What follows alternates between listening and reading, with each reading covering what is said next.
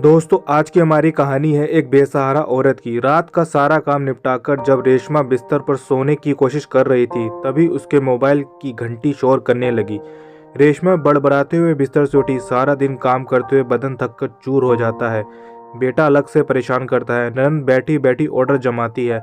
न दिन को चैन है, न रात को आराम। फिर वह मोबाइल फोन पर बोली, हेलो कौन? मैं रेहान, तुम्हारा शोहर। उधर से आवाज आई, जी। कहते हुए रेशमा खुशी से उछल पड़ी। जी कैसे हैं आप? मैं ठीक हूँ। मेरी बात ध्यान से सुनो, मैं तुम्हें तलाक दे रहा हूँ। आज से तुम्हारा मेरा मियाँ बीवी का रिश्ता खत्म। मैं यह बात अम्मी और खाला के सामने बोल रहा हूँ। तुम आज से आज़ाद हो। मेरे घर में रहने की तुम्हें कोई हक नहीं है। बालिग होने पर मेरा बेटा मेरे पास आ जाएगा। यह कहकर रेहान ने मोबाइल फोन काट दिया। सुनिए सुनिए, रेशमा ने कई बार कहा, पर मोबाइल फोन बंद हो चुका था। रेशमा ने नंबर मिलाकर बात करनी चाहिए, पर रेहान का मोबाइल फोन बंद मिला। रेशमा को अपने पैरों के नीचे की जमीन खिसकती नजर आई। आंसुओं की झड़ी लग गई। बिस्तर पर उसका 1 साल का बेटा बेसुध सोया था। उसे देख रेशमा के आंसू रुकने का नाम नहीं ले रहे थे। रेशमा दौड़ी दौड़ी अपने ससुर नवाज मियाँ के कमरे में पहुंची। उसकी सास रेहान के पास दुबई में थी। रेशमा ने दरवाजे के बाहर से आवाज दी, अब्बू दरवाज़ा खोलिए। क्या बात है, क्यों चीख रही हो? रेहान के अब्बू नवाज मियाँ ने कहा। अब्बू लड़खड़ाते हुए रेशमा ने कहा, रेहान ने मुझे फ़ोन पर तलाक दे दिया है। इतना कहकर वो रो पड़ी। तो मैं क्या करूँ? यह तुम मियाँ बीवी के बीच का मामला है, तुम जानो और तुम्हारा शोहर। कहकर नवाज ने दरवाज़ा बंद कर लिया। रेशमा रोते रोते अपने कमरे में आई। रात तो यूं ही बीत गई। सुबह रेशमा उठकर देखा कि रसोई घर के दरवाजे पर ताला लटक रहा था। वह परेशान हो गई और पड़ोसियों को पूरी बात बताई, पर पड़ोसी नवाज मियाँ के पक्ष में थे। वह मन मारकर लौट आई। पड़ोस में रहने वाली विधवा चाची ने रेशमा को समझाया, बेटी तू फिक्र ना कर, मस्जिद के हाफिज के पास जा, शायद वहाँ इस मामले का कोई हल निकले। उस इलाके के मस्जिद के सारे काज नवाज मियाँ की मदद से चलते थे। नवाज मियाँ मस्जिद के सदर थे। हाफिज के पास रेशमा की शिकायत बेकार साबित। उन्होंने कहा कि शोहर को तलाक दे दिया है तो अब कुछ नहीं हो सकता। रेशमा ने कहा, हाफिज साहब, फोन पर दिया गया तलाक नाजायज़ है, मेरी कोई गलती नहीं है, ना शोहर से कोई अनबन है। अचानक मुझे तलाक कहकर वो रो पड़ी। मेरी गोद में उनका ही बच्चा है, इसकी परवरिश कैसे होगी? मेरा क्या कसूर है? शरीयत में कुछ ऐसा नहीं है। आप एक औरत पर जुल्म ढा रहे हैं। मर्द की हर बात अगर जायज़ है तो औरत की भी जायज़ मानो। रेशमा मौलवी को खूब खरी खोटी सुनाकर वापस आ गई और शोहर के खिलाफ कोर्ट में जाने का मन बना लिया। घर आकर रेशमा ने देखा कि घर के बाहर दरवाजे पर ताला लटक रहा था। बिना कुछ कहे हुए अपने बेटे को मायके लेकर आ गई। घर पर माँ बाप को सारी बात बताकर उसने तलाक के खिलाफ आवाज़ उठाने का मन बना लिया और फिर समाज के उन मुल्ला हाफिजों के खिलाफ मोर्चा खोल दिया जो शरीयत के नाम पर लोगों पर दबाव बनाते हैं। देहात की गवार औरत को तुम्हारे गले से बांध दिया था।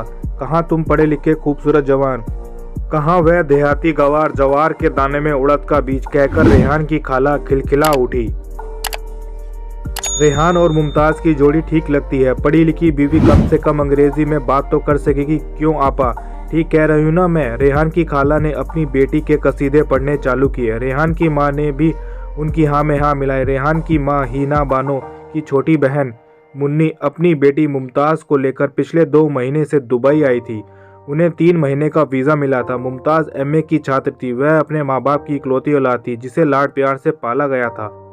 चुलबुली खूबसूरत मुमताज़ ने अपनी माँ के शहब पाकर रेहान पर डोरे डालने शुरू कर दिए थे, यह जानते हुए कि वह शादीशुदा है। पर अम्मी, रेहान तो एक बच्चे का बाप है, मैं उससे निकाह कैसे करूँगी? मुमताज़ ने अपनी अम्मी से पूछा। तू फिक्र मत कर, अगर रेहान तेरा शोहर बन गया तो तू मज़े करेगी, विदेश में रहेगी, तू हवाई जहाज़ से तेरा आना जाना रहेगा, तू मालामाल हो जाएगी और हमारी गरीबी भी दूर हो जाएगी। बड़ी नौकरी है उस साहबजादे की, तू किसी न किसी तरीके से अपने वश में कर ली, मुमताज़ की अम्मी ने समझाया। और फिर उन्होंने एक ऐसा जाल बिछाया कि माँ बेटा उसमें उलझकर रह गए। मुमताज़, अम्मी कहाँ हैं? एक दिन दफ्तर से लौटकर रेहान ने पूछा। वह पड़ोस में गई हैं, देर रात तक लौटेंगी, वहाँ उनकी दावत है। मेरी अम्मी भी साथ गई हैं। तुम क्यों नहीं गई? आपकी वजह से नहीं गई। मुमताज़ चाय लेकर रेहान के कमरे में पहुंची जहाँ वह लेटा हुआ था। आज मुमताज़ ने ऐसा श्रृंगार कर रखा था कि रेहान उसे देखकर सुध-बुध खो बैठा। चाय देकर वह उसके करीब बैठ गई। इत्र की भिनभिनी खुशबू से महकती मुमताज़ ने प्यार भरी बातें करना शुरू किया। जब तक मुमताज़ वहाँ रही, रेहान ने उसे महंगे से महंगे सामान दिलाने लगा। जवानी के जोश में वह सब कुछ भूल गया था। अब उसे सिर्फ मुमताज़ दिखती थी। वह अपनी बीवी को तलाक देकर मुमताज़ को बीवी बनाने के सपने देखने लगा था।